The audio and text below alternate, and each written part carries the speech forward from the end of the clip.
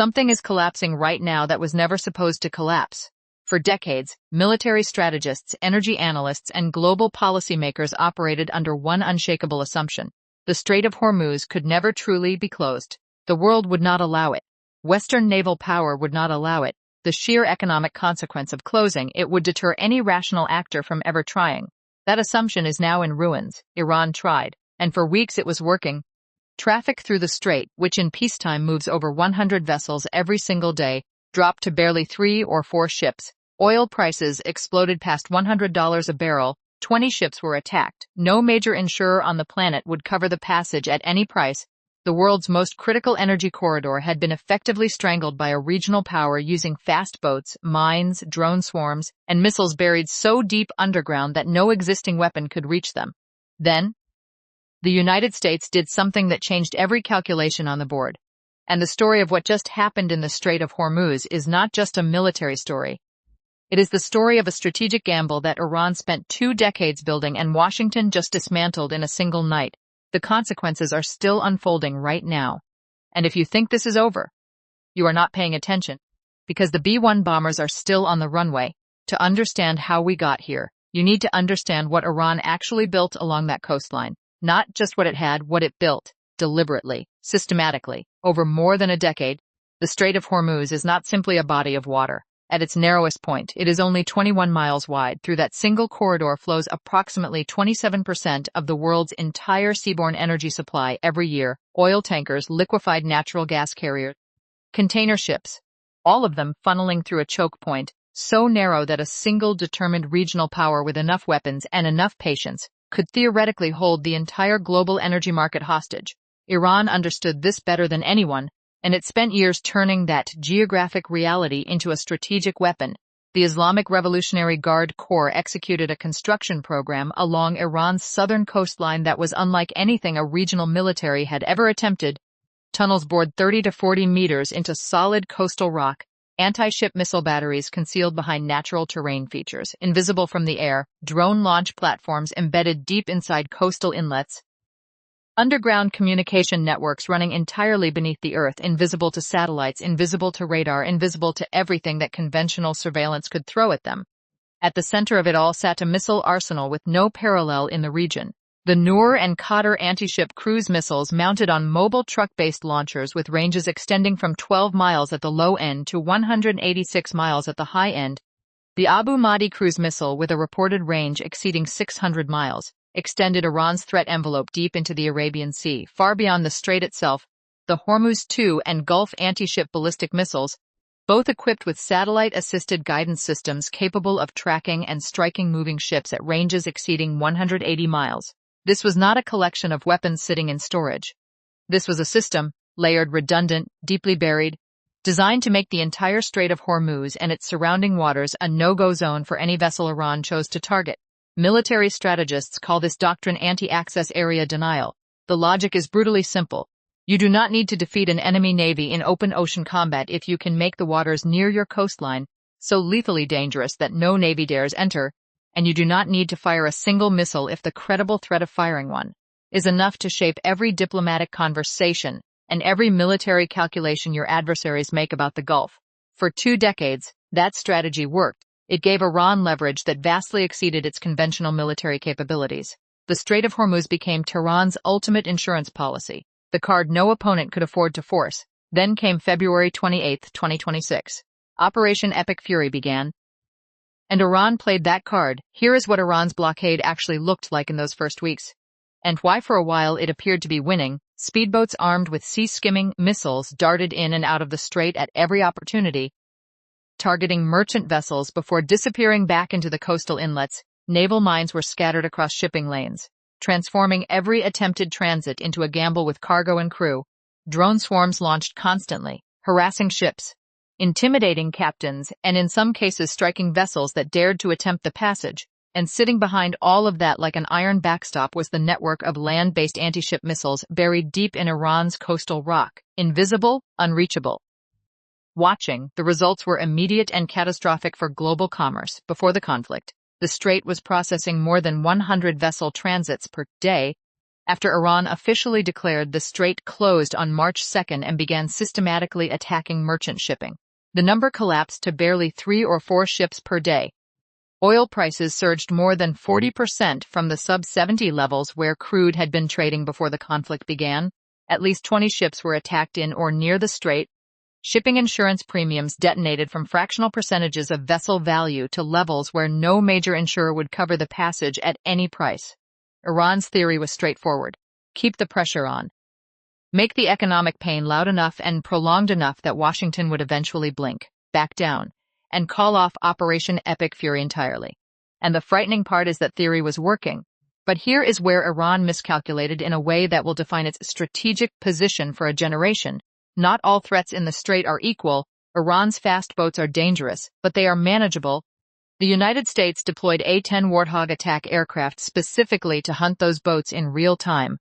The Warthog is one of the most lethal close air support platforms ever constructed, extraordinarily effective at locating and destroying small surface targets. So, as long as American air power maintains presence over the strait, the fast boat threat can be contained.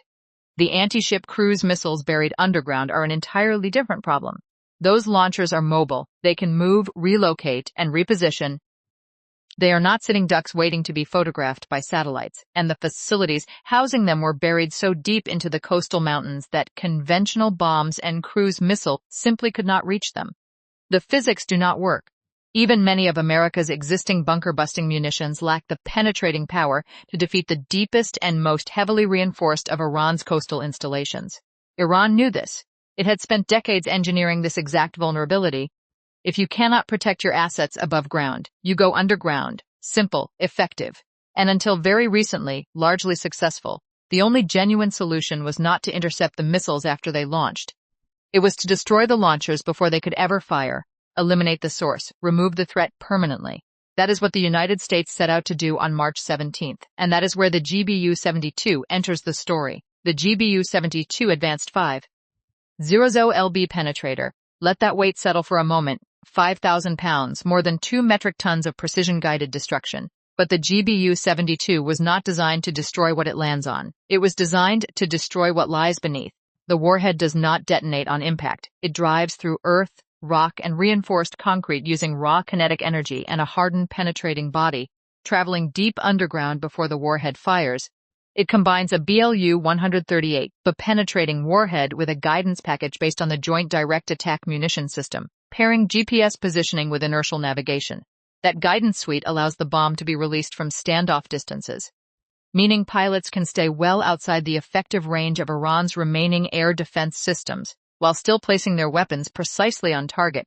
The explosive fill inside the warhead is equally significant.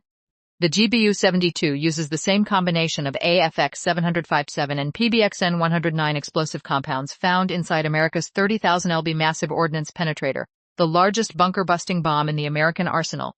Engineers chose to replicate that exact proven formula, and that decision strongly suggests these specific compounds have demonstrated superior performance against hardened underground structures in classified testing.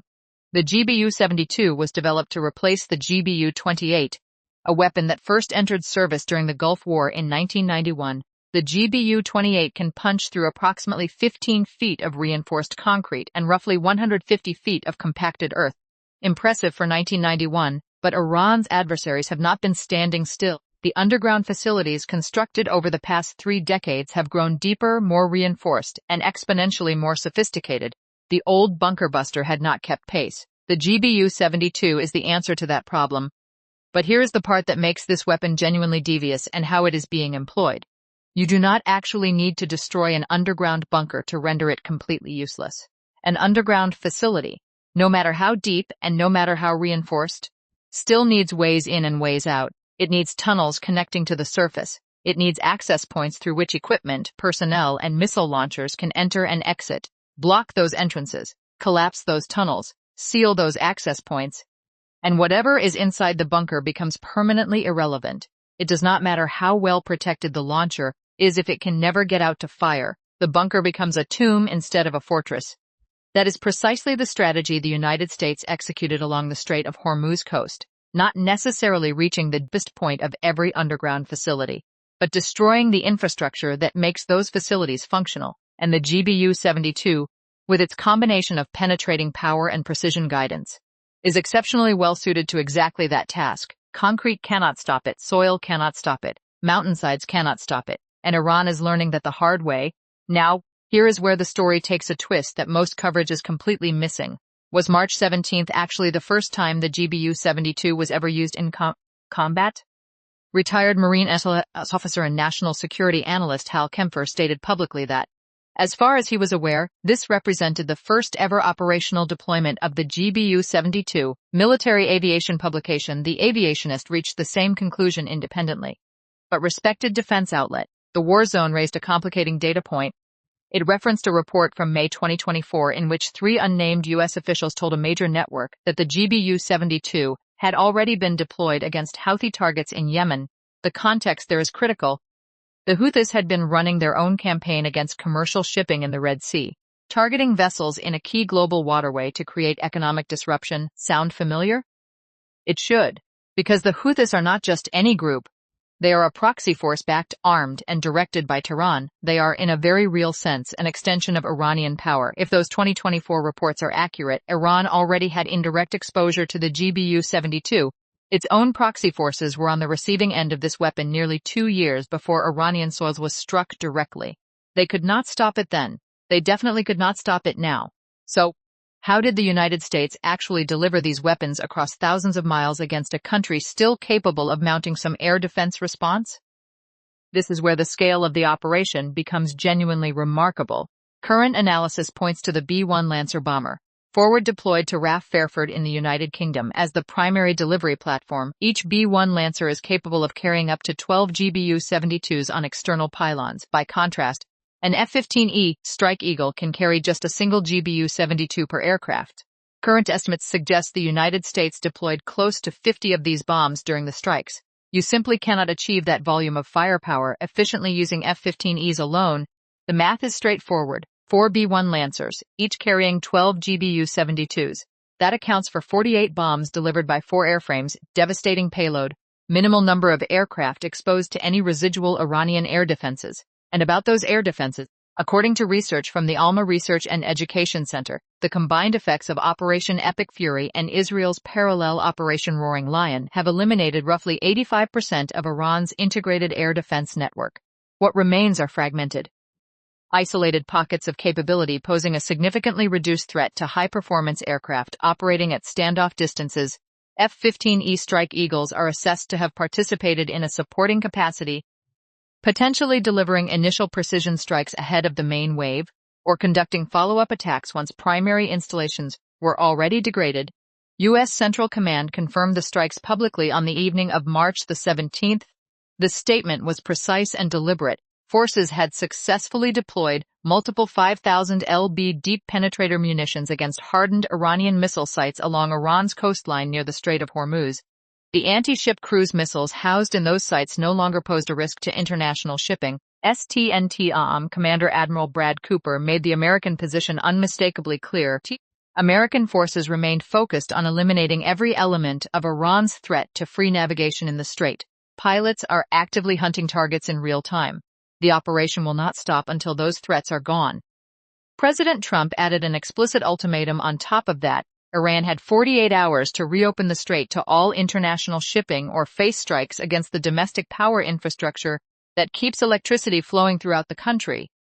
The message was not subtle, comply orifice consequences that extend far beyond military installations. Iran's response revealed a regime caught between 2 impossible realities. On one hand, Iran's government spokesperson issued a fiery public threat.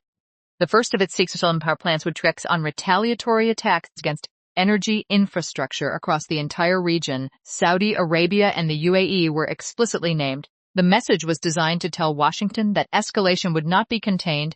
On the other hand, Iran simultaneously announced it would allow all ships except those deemed enemy-linked to pass through the strait.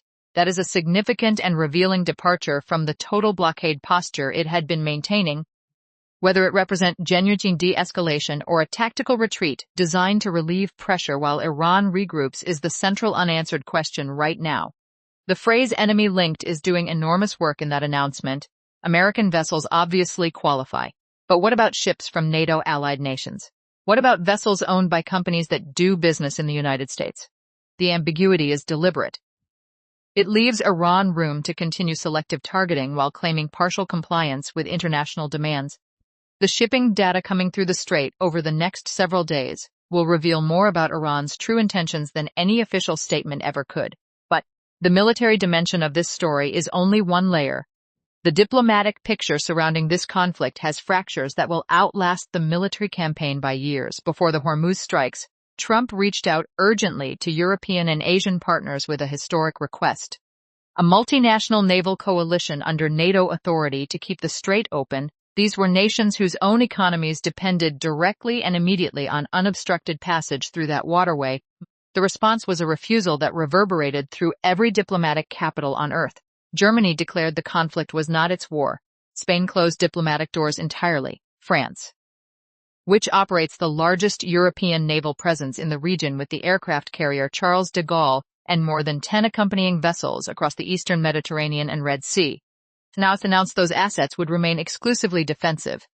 Not one additional ship redirected to Hormuz operations. Trump told reporters from the Oval Office that NATO was making a very foolish mistake. Beijing, which received roughly a third of its petroleum through the strait in 2024, sheltered behind calculated neutrality. Despite its enormous economic stake in the waterway reopening, China chose silence. Russia watched rising crude prices with composure. Every dollar added to the oil price fills Moscow's treasury.